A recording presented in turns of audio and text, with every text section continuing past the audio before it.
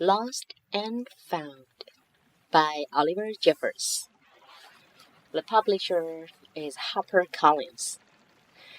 The ISBN is 978-000-7150366. This book is talking about once there was a boy and one day he found a penguin at his door. Lost and Found. Once there was a boy, and one day he found a penguin at his door. The boy didn't know where it had come from, but it began to follow him everywhere. The penguin looked sad, and the boy thought it must be lost. So the boy decided to help the penguin find his way home. He checked in the Lost and Found office, but no one was missing a penguin. He asked some birds if they knew where the penguin came from, but they ignored him. And some birds are like that. The boy asked his duck, but the duck floated away. He didn't know. That night, the boy couldn't sleep for disappointment. He wanted to help the penguin, but he didn't know how. The next morning, he discovered that penguins come from the South Pole. But how could he get there? He ran down to the harbor and asked a big ship to take them to the South Pole. But his voice was much too small to be heard over the ship's horn.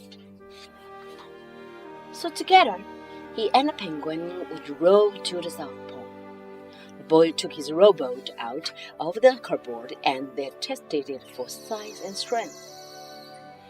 They packed everything they would need, and together they pushed the rowboat out to sea.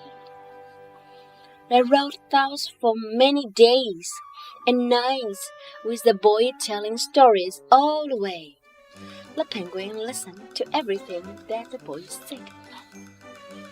They floated through good weather and bad, when the waves were as big as mountains, until they came to the South Pole.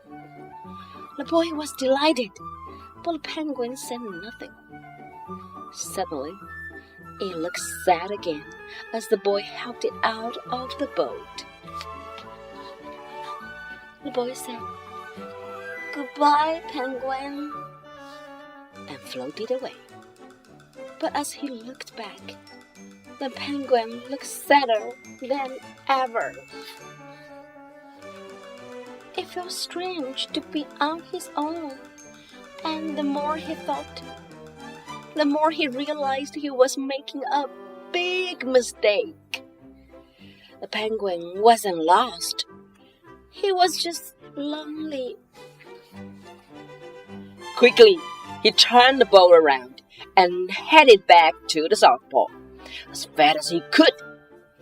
At last, he reached the pole again. But where was the penguin? The boy searched and searched, but he was nowhere to be found. Sadly, the boy set off for home.